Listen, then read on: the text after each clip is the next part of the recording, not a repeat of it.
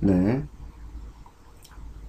사회권적 기본권, 즉 생존권에 대한 법적 해석 관계에 대해서 프로그램 규정설이 있고 법적 권리설이 있다고 그랬죠. 그래서 한번 다시 보겠습니다.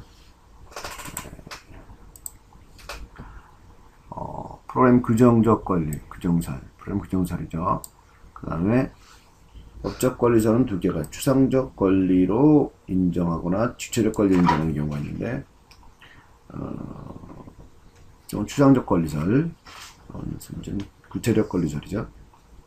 자, 법적 권리 인정성은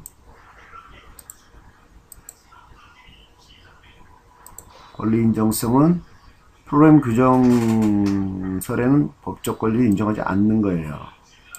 그 다음에 추상적 권리설과 구체적 권리설은 법적 권리성을 인정합니다. 그죠?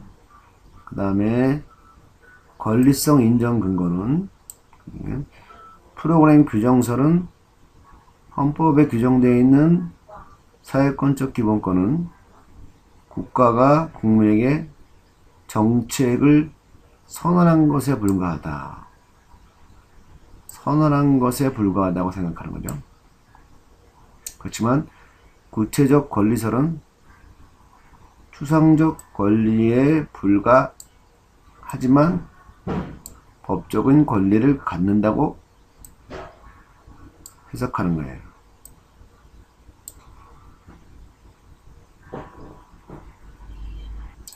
여기에서 사회권적 기본권의 프로그램 규정설과 추상적 권리설은 유사한 것 같은데 바로 법적인 권리를 인정하지 않으면 프로그램 규정설이고요.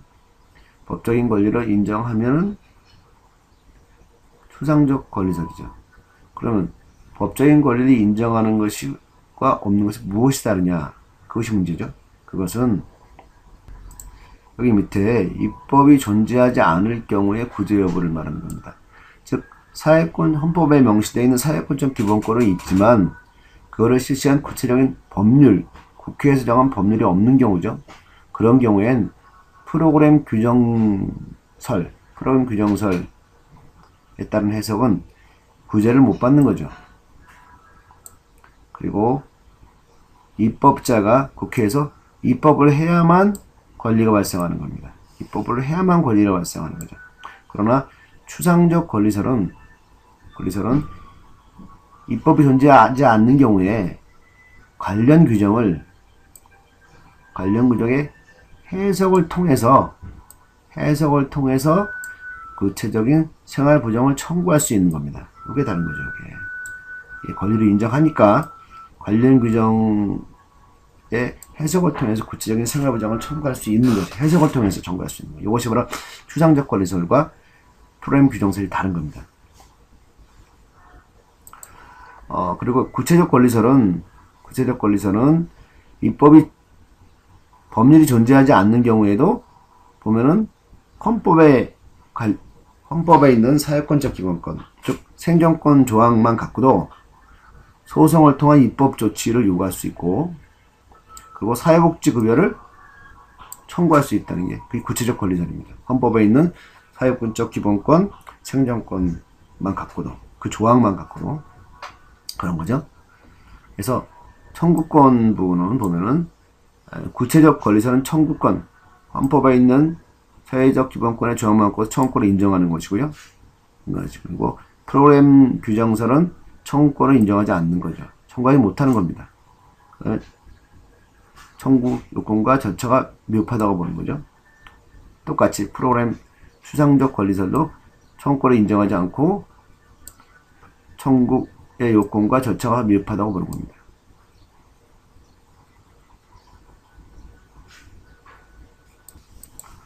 그리고 생존권, 즉 사회권적 기본을 보장하기 위해서는 입법 조치가 필요한 것이 바로 프로그램 규정설이고요. 똑같이 마찬가지로 추상적 권리 또한 입법 조치가 필요하죠.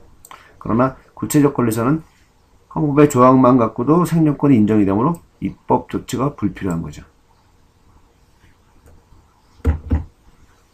자, 다음 근거. 근거는 프로그램 규정설은 국가의 실현 능력이 미흡한 경우 정치적 선언에 불과하다. 실현 능력이 부족한 경우에 정치적 선언에 불과한 것이 프로그램 규정설입니다. 그에 비해서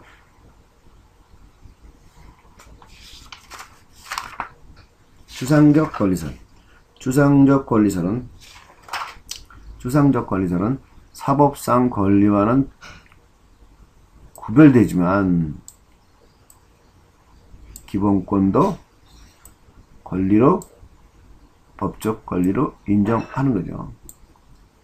그다음 구체적 권리설은 헌법상 권리가 하위법의 흠결 때문에 보장할 수 없다고 하지 않는 거죠.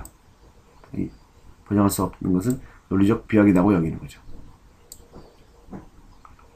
그다음 국가의 의무. 그러면은 프로그램 규정설은 추상적인 형태의 생존권 규정이기 때문에 국가의 의무가 불명확하다. 그 다음에 추상적 권리설은 추상적 형태의 생존권 규정이기 때문에 똑같이 국가의 의무가 불명확하다. 뭐 보는 거예요. 구체적 권리설은 헌법상의 규정, 헌법상에 있는 사회권적 기본권, 즉 생존권 규정은 헌법상의 재판상의 규정, 재판상의 규범으로 보는 거죠. 그리고 행정심판의 대상으로 보는 겁니다. 그 다음에 자, 권리적 성격 보면, 그래서 프로그램 규정설은 헌법에 있는 사회권적 기본권의 조항은 선언적 권리에 불과하다고 보는 거고요. 추상적 권리설은 불완전한 권리라고 보는 거죠. 그래서 관련 규정의 해석을 통해서 구체적인 생활 보장을 청구할 수 있는, 해석을 통해 청구할 수 있는 거는 그게 불완전한 권리고, 구체적 권리는 바로 구체적인 권리다 라고 보는 거죠. 자, 좀 더 정리를 해보면, 사회권적 기본권, 생존권, 그렇죠? 복지권, 이거에 대한 해석은, 자, 법적 권리는 뭐예요? 법적 권리는 프로그램 규정설은 법적 권리가 아니라고 보는 거고요. 추상적 권리와 구체적 권리설은 법적 권리로 보는 겁니다. 그리고 구체성과 적성의 강도는 프로그램 규정설은 매우 약하다고 보는 거고요. 구체적 권리설은 매우 강하다고 보는 거고요. 추상적 권리는 약하다고 보는 겁니다. 그래서 프로그램 규정설과 추상적 권리설의 차이는 관련 입법이 국회에서 없는 경우에 프로그램 규정설은 구제를 못 받는 거죠. 그리고 입법자가 입법을 해야만 권리가 발생하는 것이고, 그에 비해서 추상적 권리설은 관련 규정의 해석을 통해서 구체적인 생활 보장을 청구할 수 있는 것이 규정의 해석을 통해 청구할 수 있는 것이 추상적 권리다 볼 수 있고, 구체적 권리는 헌법상의 규정만 갖고도 구체적 권리로 인정하는 것입니다. 자, 사회권적 기본권의 구조를 보죠. 사회권적 기본권, 즉 생존권, 즉 복지권이죠. 구조를 보겠습니다. 사회권적 기본권은 자, 세 가지의 권리로 나눠집니다. 나눠지고, 먼저 실체적 권리.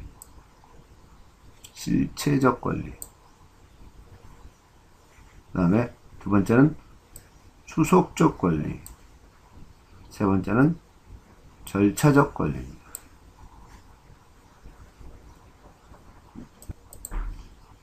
실체적 권리란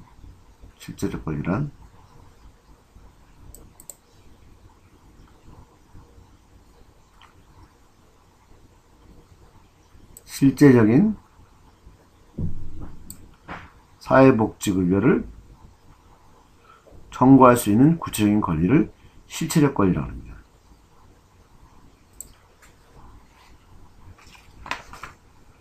실제적인 사회복지급여를 청구할 수 있는 구체적인 권리를 실질적 권리라고 합니다. 종류에는 사회보험 청구권, 사회보험 청구권, 건강보험 청구권, 연금 청구권, 재해 실업급여 청구권, 이런 것들이 사회보험 청구권이 실체적 권리입니다.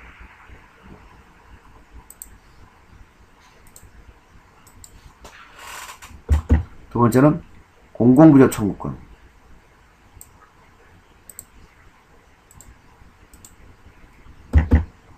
여기는 생활보장과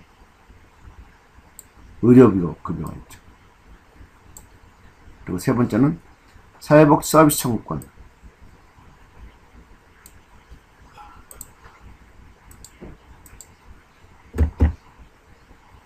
네 번째는 관련 복지제도 급여 청구권. 이것들이 실질적 권리가 됩니다. 수속적 권리는 사회복지 급여를 받기 위한 일련의 수속 과정이 알맞게 진행될 것을 요구하는 권리입니다. 본래의 수급권 보장의 목적에 맞게. 그래서 이 내용은 수속 전 단계와 수속 단계로 나누어서 살펴볼 수가 있습니다. 먼저 수속 전 단계는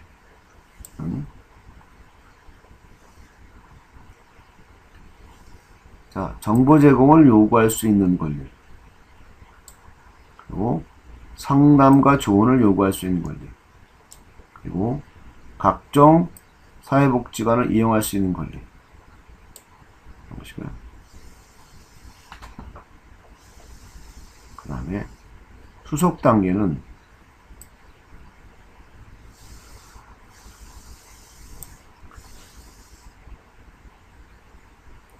신청 단계, 조사 단계, 결정 단계, 실시 단계 나눌 수 있습니다. 그래서 각 단계 과정마다 인간의 존엄성과 생명, 자유, 행복 추구 권리, 사생활 존중 등의 권리를 포함하여 사회복 대상자가 적절하게 취급되어야 합니다. 그래서 수속적 권리에는 정보 제공 요구권과 상담 요구권과 적절한 수속 진행 요구권이 있습니다. 자, 세 번째는 절차적 권리입니다. 절차적 권리. 자, 이 절차적 권리는 실체적 권리, 외인 실체적 권리, 사회보험 청구권, 공공부자 청구권, 사회복지 서비스 청구권, 관련 복지제도 급여 청구권, 이런 실체적 권리를 보장하고 실현하거나 이것과 연관된 의무의 이행 또는 강제를 구체적으로 실현하는 절차와 관계되는 권리, 구체적으로 실현하는 절차와 관계되는 권리를 절차적 권리라고 합니다. 여기에는 사회복지 급여 쟁송권, 그리고 사회복지 행정 참여권, 그리고 사회복지 입법 청구권 등이 있습니다. 먼저 사회복지 급여 청구권을 보면은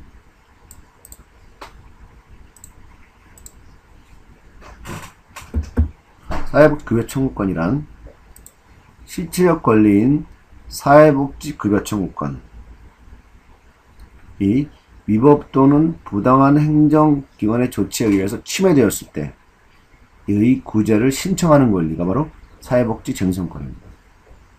다음 사회복지 행정참여권, 이것은 사회복지 행정과정에 사회복지 대상자나 국민이 참여할 권리가 바로 사회복지 행정참여권입니다. 다음은 사회복지 입법 청구권, 이것은 그대로 사회복지 입법을 추진하거나 그 개정을 청구할 수 있는 권리가 사회복지 입법권입니다. 사회복지 입법 청구권입니다. 사회보장 수급권이라는 것은 국가의 사회보장 제도에 의해서 국민이 가지고 있는 사회보장 급여에 대한 수급권입니다. 그래서 또 다르게 얘기하면 사회보장법상 사회복 서비스를 받을 권리죠. 그래서 여기서는 금전적 급여를 통한 최소한의 생활보장, 그리고 자립을 목적으로 하는 생활보, 그리고 비금전적 급여를 통한 재활, 그리고 생활안정과 복지 증진을 목적으로 하는 복지 서비스에 대한 급여 청구권이 바로 사회보장 수급권이라고 볼 수가 있습니다. 이거의 특징과 또한 한계를 보겠습니다. 그리고 우리나라의 사회보장 수급권은 사회복지급여가 일종의 자선호역이었던 과거의 법제도에서는 청구권으로 이해될 수 없었습니다. 구체적 권리설이 아니었다는 거죠. 아니라는 거죠. 아니었죠. 그래서 국민의 생활권 확보를 위한 노동법, 사회보장법, 사회복서비스법이 입법됨에 따라 법적 청구권으로 인정받게 되었습니다.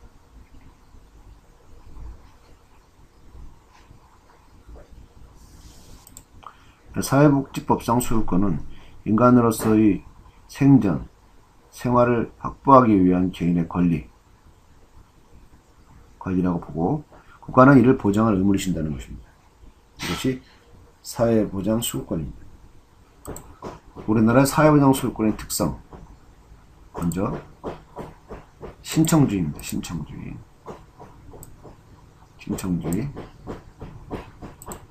사회보장 수급권은 신청해야만, 국민이 국가에게 신청해야만 행사되는 권리라는 거죠. 그래서 당연히 사회보장급여를 받고자 하는 자는 국가나 지방자치단체에 신청을 해야 됩니다. 다음, 일신전속적 성격을 갖고 있다. 즉 이것은 양도 불가성과 상속 불가성입니다. 일신전속적이기 때문에. 즉 이 말은 수급권을 가진 사람만이 권리를 행사할 수 있다는 거죠. 수급권을 가진 사람만이 권리를 행사할 수 있다. 그리고 자신의 권리를 다른 사람에게 양도할 수 없다. 그죠? 양도할 수 없다. 빼앗길 수 없고 양도할 수 없다. 그래서 다른 사람에게 제공할 수 없다는 겁니다. 그래서 사회보장 수급권은 타인에게 양도하거나 담보로 제공할 수 없습니다. 그리고 압류할 수도 없습니다. 법에 보호받고 있다. 그래서 일신전속적이다. 다음 수급권 제한 및 포기가 가능하다. 수급권 제한. 기본적으로 사회보장 수급권은 제한되거나 정지될 수가 없습니다. 하지만 법이 따로 정하는 경우에는 목적에 필요한 최소한의 범위에서 제한과 정지가 가능합니다. 제한되는 게 어떤 거고요? 국민이 해야 될 의미를 하지 않을 때, 그럴 때 제한할 수 있죠. 포기하는 방법은 국민이 정당한 기관에 서면으로 통지하여 포기할 수 있고요. 또 포기했던 것을 다시 취소할 수도 있습니다. 그러나 사회보장 수급권의 포기가 타인에게 피해를 주거나 다른 사회복지 관련 법에 위배되는 경우에는 포기할 수 없습니다. 구상권 행사에 대한 부분입니다. 구상권 행사란 타인에 행한 불법 행위로 인해서 피해를 입은 국민이 사회복지 수급권을 가지는 경우, 불법 행위로, 그런 경우에 사회보장 제도를 운영하는 자, 즉 국가죠. 공무원이죠. 예, 국가는 불법 행위에 대한 책임 있는 자에게 관계법령에 따라서 구상권을 행사할 수 있습니다. 4.5 사회보험과 공공부조 수급권의 권리성입니다. 사회보험의 권리성. 사회보험은 민간보험과 다르죠. 자, 민간보험과의 차이는 먼저 가입, 가입은 사회보험은 강제 가입입니다. 국가가 강제로 가입해줘. 소득 있는 자는 다 가입을 해야 됩니다. 그러나 임의 가입은 민간보험은 임의 가입입니다. 기여금과 보험금은 사회보험은 소득 수준에 따라 내고요. 민간은 위험 정도에 따라. 그 다음에 보호 정도는 사회보험은 최저 소득 보장이죠. 최저생활 보장이고, 민간보험은 개인의 의사와 지불 능력에 따라 고액 보장이 가능하죠. 기본 유념은 사회적 충분성을 강조하고요. 민간보험은 개인적 공평성을 강조하고요. 기여한 만큼 받죠. 돈 낸 만큼 받죠. 급여의 근거는 법적 권리이고요. 민간보험은 계약적 권리고, 운영 방법은 사회보험은 정부 독점이고 민간은 자유경쟁입니다. 그리고 급여 비용의 예측성은 사회보험은 예측하기 곤란하다. 하지만 민간보험은 비용 예측을 전제로 해서 보험받죠. 완전한 재정 준비는 사회보험은 완전 적립이 불필요합니다. 그렇지만 민간보험은 완전 적립되죠. 투자는 사회보험 금융 같은 경우는 중앙정부 통제하에 투자를 하죠. 그리고 민간보험은 사적 경로를 통해 투자를 하고요. 그리고 인플레이션의 영향은 인플레 대응을 위해 조세제도 이용이 가능하고요. 이 민간보험은 인플레에 취약합니다. 자, 공공부조의 권리성입니다. 공공부조의 특성. 공공부조는 그 수행 주체가 국가, 지방자치단체죠. 그래서 공적 프로그램입니다. 그래서 공공부조는 자산조사를 수행하죠. 자산조사를 수행한다. 자산조사와 상태조사를 수행한다.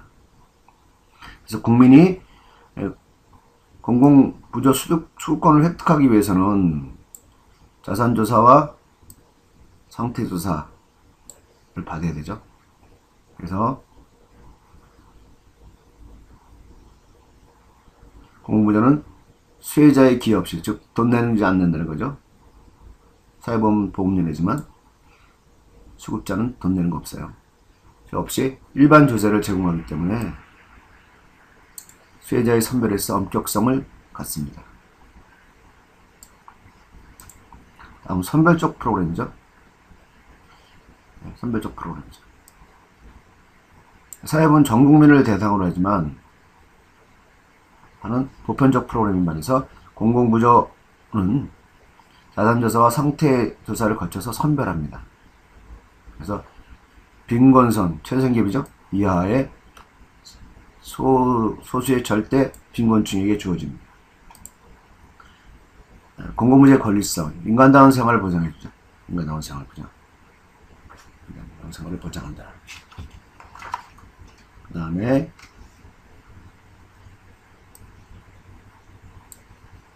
최저 생계비의 보장이죠. 최저 생계비의 보장.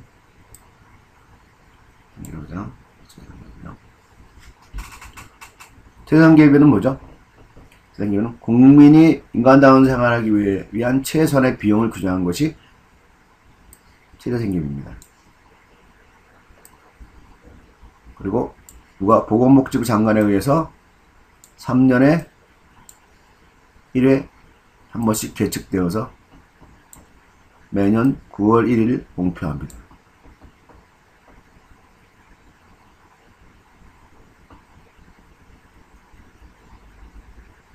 빈곤한 수혜계층의 최저생활을 보장한다는 의미에서 최저생계비 보장은 공공부조의 수혜자의 권리성을 강화한 측면을 갖고 있습니다.